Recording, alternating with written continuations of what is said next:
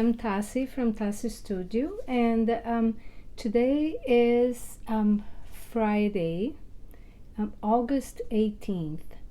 I have no idea where this summer has gone because we have blinked and here we are already starting to talking about the fall.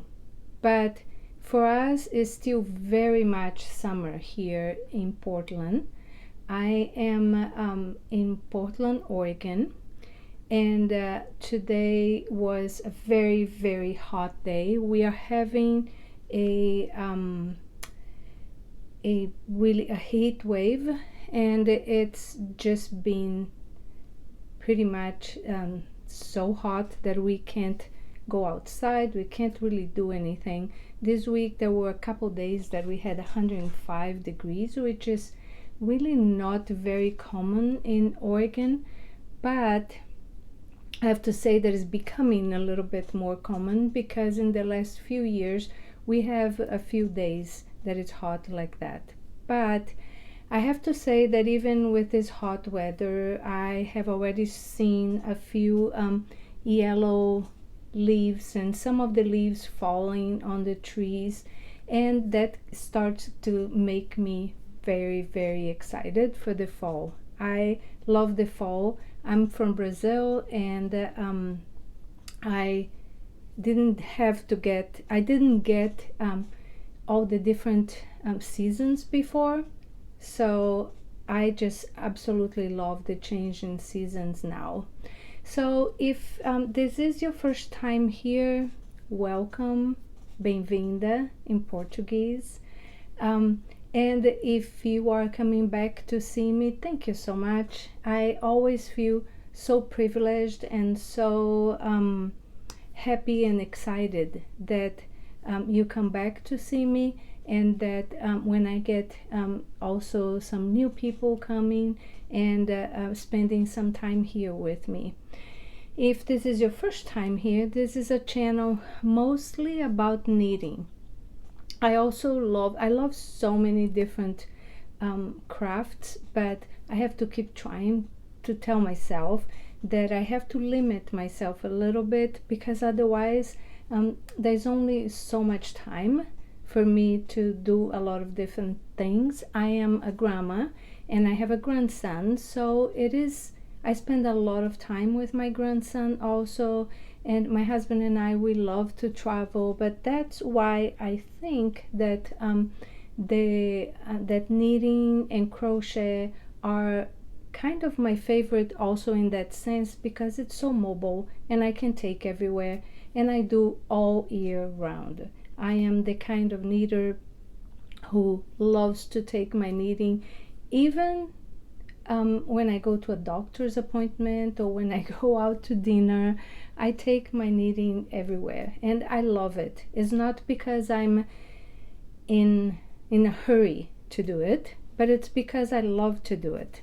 So I usually do one video a month in which I make just the format that most people do, the podcast format that most people do, and I usually do that in the end of the month to do a review of the month that what I knitted, what I have on my needles, where I finished, and my my plans for the future also, and acquisitions if I did any on that month.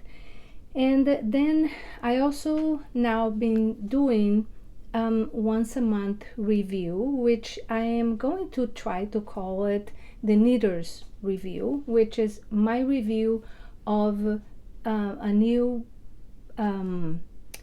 project that I finished, and what I thought about that project, how I did the project, if there was any special techniques, which is my objective. Is if I am doing a review, I would love to be of something that I also had a special technique that it's either the first time I am using, or that I feel that it might be a little bit difficult for some people who are starting to knit or who would love to do that technique and haven't done it yet. So I am going to try to I'm having those once a month, and I am going to try to also always include a video of that special technique in the end of the video, in the end of the episode. So today, if you stay tuned, when I finish talking here, the next part of this video will be a technique reviewing the special technique for this project, which was my mini mock neck tank by Jessie Maed. And I have to say, I am so happy about this this little sweater. It turned out to be perfect for me. I put a post on Instagram saying that it's the journey, because it really is. That was the title for me, and saying that from beginning to end, this has been such a delight. I have to say that I had not, this is my first time, and I know a lot of people have knitted a lot of Jessie Maed patterns. This is my first time knitting one of her patterns, but I loved it. I loved every single moment of it, and I think that she does a really good job on how she wrote the pattern. It's very easy to follow. You know, I have my trusted journal, and I wrote step by step what I did and how I did, and the special technique and everything. And I have to say, I followed step by step, and for me it was super easy to follow, super easy to keep track of if I wanted to make any modifications or anything. And I know that most people, and for most people, this is a summer top, because they either made it shorter. I don't think that anybody needs to see my stomach anymore. Not that I have anything against anybody who shows it, but I'm more, as I get older, I am more I don't know, not private, but I just am more conservative on how I dress, and so I just feel a little bit, I would feel a little bit uncomfortable. So I did not make it long, but I'll talk about that when I made short, I mean, when I talk about the modifications that I made. So first, I just wanted to say that, like I said, it was a super easy pattern, super easy to follow, very beginner friendly.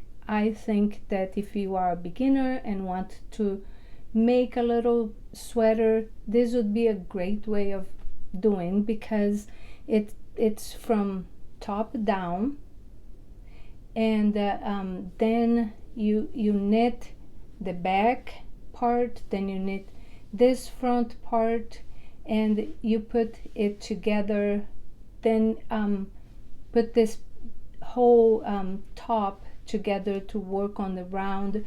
Then you work on the round, and you come back and do the rib to finish it, and then you come back to do the neck. I did not make very many modifications. I only made one modification, and the modification I made is that I made the neck, it was supposed to be 1.5 inch of ribbing, and I didn't even make 1 inch. I did not measure, but I will have that on my Ravelry notes. But I the reason I did that is because I felt that it was going to be a little bit much on my neck here, and I was a little bit worried if I wear this in the summer and it was a little too hot, that it was going to bother my neck. Sometimes I have a problem with wool if it's touching my neck here, and it becomes kind of itchy and over on my chest also. So I didn't want to be too tight or too much, too long that it would touch my neck too much. But I feel like it's perfect for me this way. And also in a way I kind of like, because it kind of matches, I don't want to pull too much and show you my bra, but it kind of matches. I kind of try to match the neck to the the size of that she has over here already on the finishing on the arm and on the arms. I absolutely love it that the armhole was already finished by the time I finished doing that part, because of the way the construction and everything. That was something that I think it's very lovely, and I love this little detail here. That is really pretty, and I really like that also. I said I only made one modification, which was to make this smaller, but I actually made two. I did mine 2 inches longer than what she said to do. So from here to here, mine is about 10 inches, and I did this 1.5 inches for the rib. I made the size medium, and I feel that is perfect for me. And I also feel that a lot of people made this as a summer top. For me, this is going to be a top that I can actually wear probably more in the fall, and maybe even in the winter, with a little shirt over, or a sweater over, or a sweatshirt over, or a flannel, because I feel like this kind of yarn for me feels better when it is a little bit colder. I prefer to wear cotton and linen in the summer, but I'm wearing it today and it's not bothering me. But because it's really hot today, I don't know that I could go outside wearing this with this yarn. But fall, winter, and spring, this is going to be perfect for me. So now I'm just going to tell you which yarn I used. And I bought 2 balls of the Lambin Kid, and it's trio.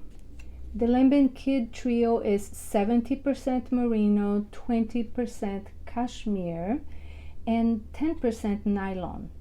This each ball had 450 yards and 100 gram. They were 100 gram skeins. I bought 2 because I wasn't sure, because I didn't want to make the really small size, so I wanted to be a little bit more that I had a little bit more room, and I felt comfortable to wear, like I said, in the fall and spring also. So I used 1 whole ball, and then I measured this, and I still have 80 grams on this ball. So I used 120 grams of yarn for to make the size medium, which was the size I made for myself. I feel that it's a perfect size. I feel that it fits me really, really well, and I feel that I'll be able to, in the spring and the end of summer, when it starts to be a little bit cooler and we are not going through a heat wave like we are right now, that I will be able to wear this a lot. I am so happy with how it turned out. I am going to make more of Jessie Maed, her patterns. I loved how she wrote the patterns, and it's not a surprise why so many people love her patterns. So the one thing that I learned with this little sweater, this little summer sweater, is that there was a special technique that I actually had never used, which was the 1x1 Tubular Bind-off. And she explains in there, I am in the pattern. I'm not very good to learn new things just by reading in the pattern. Sometimes I like to also see in a video and then visualize doing it myself. So I decided that for me to learn, and I repeated several times, that it would be a good idea to put a video in here for you, and that's what I'm going to do in the end when we finish talking about the pattern and about the in the end of the video. So I think that this is pretty much all that I have to say, but to let you know also, but the important thing that I wanted you to know, it's for me, I think this is going to be more than just a summer sweater or a summer tank. This is going to be something that I'm going to be able to use probably all year long, and I'm very, very excited to have finished. Actually, I was just getting dressed to come and do this video, and my husband said, oh, this is a very cute sweater. So I was pleasantly surprised, because sometimes he does say things about the things that I make, but he does not always notice that was something that I made. And he said, oh, this turned out to be really, really cute. So I was happy about that also. That is not just me who liked it. I hope that you liked seeing this sweater. I hope that you liked the review. If you have any questions, any comments, anything that you would like to add, I hope I didn't forget to say anything. And I hope you stay and watch the little video that I did. This is not really a tutorial, just a demonstration on how I did the 1x1 tubular cast bind-off in the round on my sweater. So this is it for today. I hope you enjoy. I hope you are still having a lot of fun with the very end of the summer, and you're able to do a few things outside still wherever you are. If your kids are starting school, I hope that they're going to enjoy, that it's going to be a productive beginning of the year for them.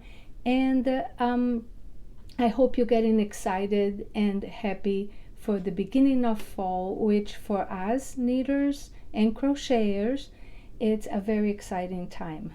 So thank you for being here with me today, and I hope that you're doing lots of things that makes you happy, and that you are knitting, crocheting, embroidering, doing anything that makes you happy. And until next time, thank you for being here today. Ciao.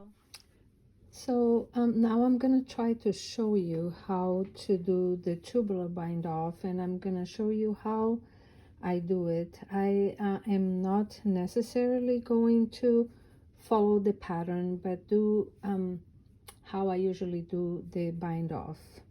A tubular bind off creates just a neat, pretty 1x1 ribbing edge, and it's in essence a variation of the Kitchener stitch, and it's just a quick and simple way to achieve a more elastic, a more stretchy finish to like either the cuffs on a sweater or the neckline. And in this case in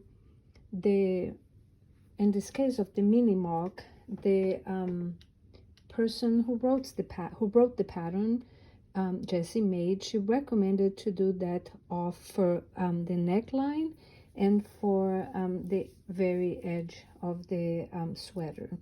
So what I'm going to try to do here is, now I'm going to show you how you do that on I have the ribbing here, and you're just gonna finish your very last stitch of the pattern as the pattern tells you to do.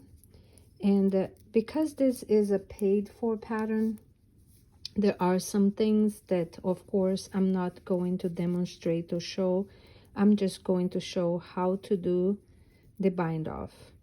And the first thing is you finish and you take this stitch marker, but I am going to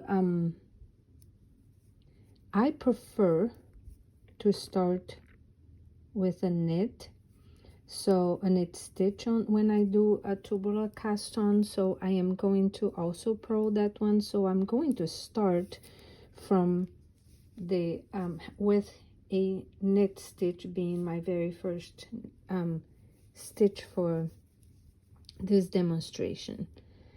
The first thing you want to do is to cut your yarn about 4 to 5 times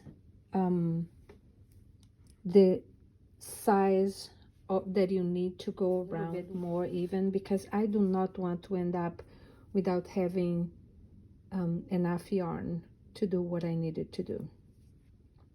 So to do this, the first thing you're going to do is you know, you cut the yarn and you put it on a tapestry needle. I like to have a needle that it's a little bit curved in the end, because I think it helps a little bit with doing this part of the when you have your stitches so close to each other also. So we're gonna go, the first thing we're gonna do is get the tapestry needle and put into the first stitch knitwise.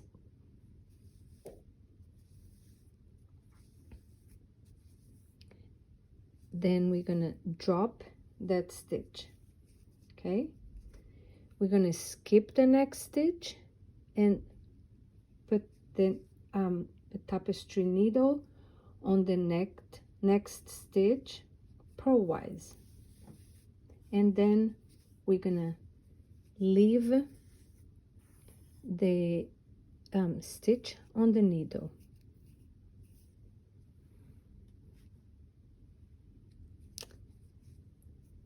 Then we are gonna go through the next stitch. We're gonna go back to the first stitch purlwise, and we're going to drop that stitch. Then we're gonna go between the next 2 stitches from the back, bring the yarn, the needle, and bring the yarn to the front, and we're gonna go through the next stitch knitwise. Okay, so I know a lot of steps, so I'm going to do this again for you to see. We're gonna go through the first stitch purlwise, then we're gonna drop that stitch, then we're gonna skip this stitch and go through the next one purlwise.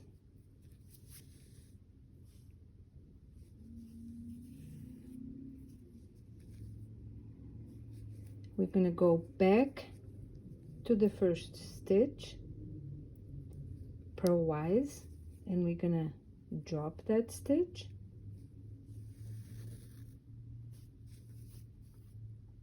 and yes, the yarn might get a little tangled because I have a lot of yarn here.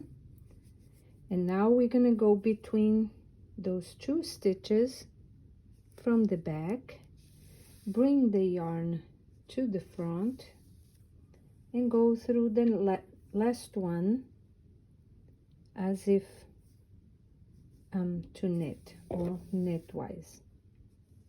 And that's all you have to do, and keep going. So as you can see, I'm going to show you, I already did the neckline, and what this does is give you this more stretchy bind off, and you get, if you can see here, it's almost like it's more fluid. You don't see an edge or a bind off, and this is more stretchy, and it stretches more than a regular bind off. I hope that this was helpful, and I hope that you find that this will help you to finish this sweater or any other sweater that, or any other project that you need to use a tubular bind off. Thank you.